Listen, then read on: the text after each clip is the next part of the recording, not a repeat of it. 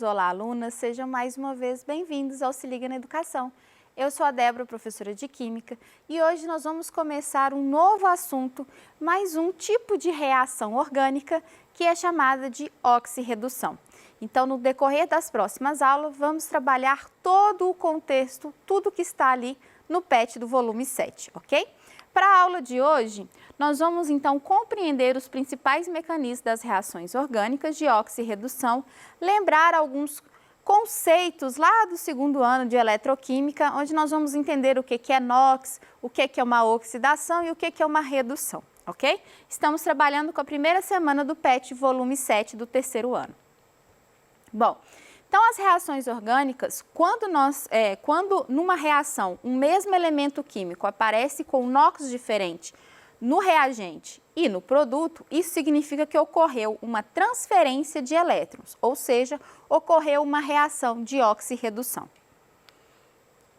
Então, o que é esse NOx, né? Já que nós vamos comparar esse NOx entre o reagente e o NOx do produto, o que é ele? O NOx é o número de oxidação que representa a carga elétrica que um elemento químico de uma substância pode adquirir. É útil justamente para compreendermos essa transferência aparente ou uma transferência efetiva de elétrons. Então, vamos observar aqui a reação de oxirredução entre o zinco e o cobre.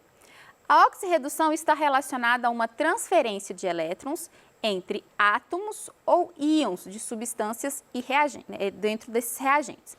Então, observe que aqui eu tenho o meu zinco sólido, eu tenho o cobre aquoso, ou seja, ele está diluído em água, e do outro lado eu tenho o produto formado, o cobre metálico sólido, e o zinco agora é ele que está diluído em água. Ok? Então, observe que sempre que eu tenho uma substância no seu estado físico inicial, no seu estado mais estável, na sua substância simples, quer dizer que o seu NOx é zero. Então, toda substância, o NOx, o somatório do NOx, normalmente é zero. E, no final, ele adquiriu uma carga mais 2, ou seja, perdeu 2 elétrons, e aí sobrou, então, 2 prótons. E prótons têm carga positiva, por isso, mais 2. O cobre, por sua vez, fez o serviço contrário, fez o inverso. Ele tinha uma carga, 2+, e agora nós temos o cobre sólido, ou seja, agora ele está com uma carga 0. Observe que, enquanto o zinco perdeu 2 elétrons, o cobre ganhou esses 2 elétrons. Então, existe ali um equilíbrio eletrônico, ou seja, existe um balanceamento ali. A mesma quantidade que se perdeu de um elemento, ganhou-se em outro elemento. Então, quando um elemento perde elétron, nós chamamos esse fenômeno de oxidação. E quando ele ganha elétron, nós chamamos isso de redução. Bom, vamos revisar um pouquinho sobre os NOx. Nós vimos lá no segundo ano, em eletroquímica, que existem NOx fixo e NOx variáveis, ou seja, existem elementos que não importa com quem ele esteja ligado, ele sempre vai ter o mesmo NOx, o mesmo número de oxidação. Enquanto que existem elementos que vão depender de com quem ele está ligado para eu então entender qual é o seu NOx. Então, do NOx fixo, nós temos os elementos, os metais da primeira coluna da tabela periódica. O lítio, o sódio, o potássio, o rubídio, o césio, o frâncio e a prata. Então, eu tenho os elementos da primeira coluna e a prata. Todos eles têm NOx fixo mais 1. Então, não importa com quem ele esteja ligado. Sempre que ele estiver ligado ou até mesmo diluído em água, o NOx dele vai ser mais 1. Outro que tem NOx fixo, agora com NOx mais 2, berílio, magnésio, cálcio, estrôncio, bário, rádio. Então, todos esses elementos são da coluna 2. Eu tenho ainda o zinco e o alumínio, que também possuem NOx fixo, apesar de não estarem na coluna 2. O zinco mais 2 e o alumínio mais 3, ok? E os NOx variáveis? São aqueles elementos que vão variar o seu NOx de acordo com quem ele está ligado. No entanto, essa variação, ela não é infinita. Essa variação, ela já foi empiricamente testada e observa-se, então, quais são essas possibilidades de carga. Exemplo, o mercúrio e o cobre, eles podem ter NOx mais 1 ou NOx mais 2. O ferro, o cobalto e o níquel, eles podem ter o NOx mais 2 ou mais 3. O ouro, ele pode ter o NOx mais 1 ou mais 3. O chumbo, a platina e o estanho, eles podem ter o NOx mais 2 ou mais 4. O cromo, mais 2, mais 3 ou mais 6. E o manganês, mais 2, mais 4, mais 6 ou mais 7. Ainda temos dois outros elementos muito importantes, que são o oxigênio e o hidrogênio. O oxigênio, na grande maioria das vezes, ele vai ter o NOx menos 2. No entanto, se eu tiver um peróxido, ele assume o NOx de menos 1. E se eu tiver um superóxido, ele assume a carga de menos meio. O hidrogênio, na grande maioria das vezes, ele vai ter a carga mais 1. Então, por ele estar ali na primeira coluna, fica até fácil de lembrar. Ele só tem um elétron, se ele perder esse elétron, ele assume a carga mais 1. No entanto, nos hidretos metálicos, ele assume o NOx menos 1. E nós vamos fazer aqui algumas atividades para entendermos melhor um pouquinho sobre esse tipo de estrutura. Então, vamos lá. Vamos fazer aqui o do hidreto de sódio. Então, eu tenho o Na ligado ao H, correto? Quando eu quebro essa ligação aqui, o NOx que eu vou ter vai ser o Na mais, lembra que ele tem o NOx fixo, então, né, mais 1. E para que essa substância exista, o somatório das cargas tem que ser igual a 0, porque isso é uma substância que existe na natureza. Então, se existe, ela tem que ser estável.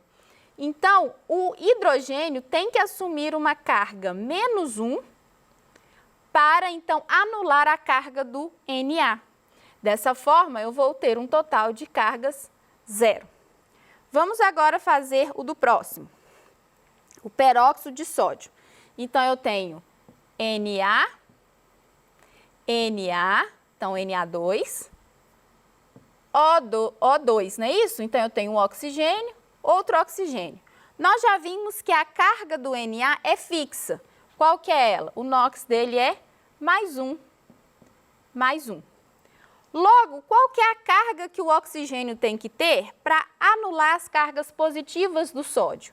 Então, ele precisa ter a carga menos 1, menos 1.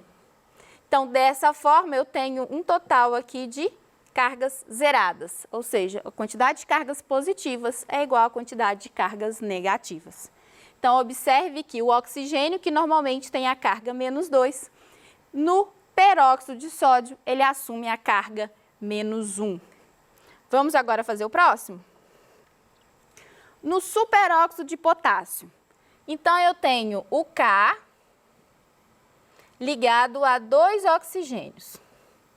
Lembrando que o potássio, ele possui uma carga fixa, um NOx fixo, que é mais 1. Qual que é a carga que cada oxigênio tem que ter para que eu consiga, então, anular aqui? Então, eu preciso ter menos meio aqui, menos meio aqui. Ok? Então, dessa forma, o oxigênio passa a ter uma carga de menos meio e não mais uma carga de menos 2. Professora, como eu consigo, então, realizar e fazer esses cálculos de NOx? A dica é, comece por aqueles mais estáveis ou por aqueles que você sabe que o NOx é fixo. Dessa forma, fica muito mais fácil, ok? Bom, vamos dar continuidade aqui.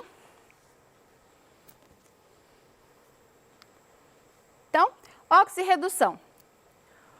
Quando as substâncias envolvidas são iônicas, dizemos que aconteceu uma transferência efetiva, ou seja, realmente, um elemento obteve a carga do outro.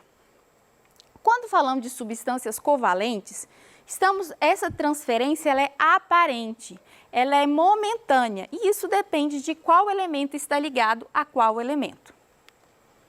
Então, em compostos covalentes, não há um átomo que perde elétron e outro que ganhe elétron. O que nós temos é a atração dos núcleos que aproximam ou afastam, então, esses elétrons de um ou outro elemento. O NOx também pode ser a carga elétrica teórica, ou seja, é o que seria se eu estivesse rompendo aquela ligação. Vai ficar mais claro quando fizermos os exemplos a seguir. Então, aqui nós temos os exemplos do etanol e do ácido acético. Bom, vamos trabalhar então com esse NOx teórico ou até mesmo com essas cargas aparentes. Então, aqui, vamos começar, nós temos hidrogênio, carbono, oxigênio e hidrogênio. Desses aqui, o mais estável é justamente o hidrogênio. Então, ele vai assumir a carga praticamente sempre de mais um. Então, vamos começar aqui. Mais um, mais um, mais um. Qual que é a carga que o carbono tem que ter para anular essas aqui, para anular todas essas cargas? Então, eu preciso ter menos 3 e assim eu consigo anular todas essas cargas aqui. A ligação carbono-carbono, ela não tem diferença de carga porque é o mesmo elemento, então não há diferença aqui. Agora vamos para o próximo. O hidrogênio, mais um. O hidrogênio, mais um. Mas agora ele está ligado a um oxigênio. O oxigênio, ele é mais eletronegativo que o carbono e mais eletronegativo que o hidrogênio. O hidrogênio, ele assume carga de mais um. Nesse caso, o oxigênio assume carga de menos 2. Ou seja, o carbono precisa ter uma carga aqui de mais um para poder anular todas essas.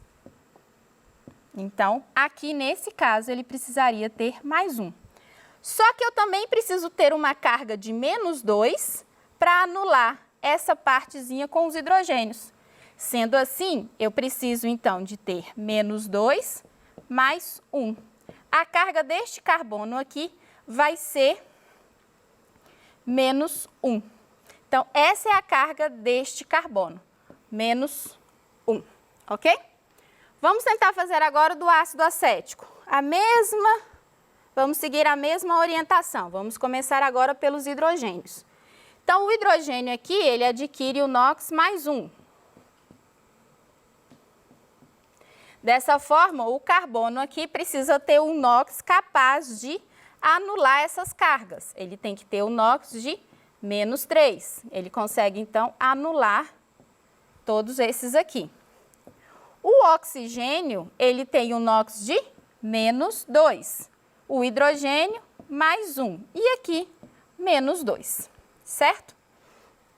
Então, este carbono precisa ter, então, uma carga nesse sentido dessa ligação aqui. Ele precisa ter o NOx de mais 1. Aqui, ele precisa ter uma carga de NOx de mais 2. Então, eu vou ter mais 2, mais 1. Logo, essa carga aqui vai ser mais 3. Então, este carbono aqui, ele vai adquirir carga de mais 3. Essas cargas adquiridas, gente, são cargas aparentes, ou seja, isso só está acontecendo porque existe uma diferença de eletronegatividade. Logo, o oxigênio atrai os elétrons mais para perto de si, enquanto que entre o carbono e o hidrogênio, a diferença de eletronegatividade está em direção ao carbono. Então, se eu quebrasse essas ligações, essas seriam as cargas. No entanto, como a ligação está estabelecida, então ali nós chamamos de carga aparente, ok? Vamos dar sequência. Então, quando a reação de oxirredução, um elemento que numa reação química tem seu valor de NOx aumentado, ele sofre oxidação. Então, observe aqui, o carbono na sua substância simples, ele vai ter o NOx 0, ligado ao oxigênio, mais 4. O oxigênio, no seu estado inicial, ele estava 0, o seu NOx, e agora ele adquire carga menos 2. Observe que enquanto que o carbono perdeu carga negativa, o oxigênio ganhou a mesma quantidade de carga negativa. Então, ocorre o que nós chamamos de uma transferência aparente de elétrons, do carbono para o oxigênio. Bom, gente, eu espero que vocês tenham gostado dessa aula. Eu sei que parece um pouco muito longe do que estávamos trabalhando das reações orgânicas, mas é extremamente importante essa aula para a compreensão das demais. Então, vamos recapitular aqui rapidamente o que nós vimos. Nós vimos que nós temos dois tipos de transferência de elétrons, aquelas transferências aparentes e aquelas efetivas. As efetivas, elas vão depender justamente da transferência e da quebra de uma ligação. Enquanto que as transferências, aparente, estarão nas substâncias orgânicas, como nós vimos ali a reação de formação do metano, onde o carbono, no seu estado inicial, era 0, mas quando ele se liga a 4 hidrogênios, 4Hs, ele adquire uma carga aparente diferente do seu estado inicial. Então, é isso que nós vamos fazer nas próximas reações. Nós vamos entender e conferir essas cargas no seu estado inicial, ou seja, nos seus reagentes, e observar o carbono, principalmente o carbono, no seu produto.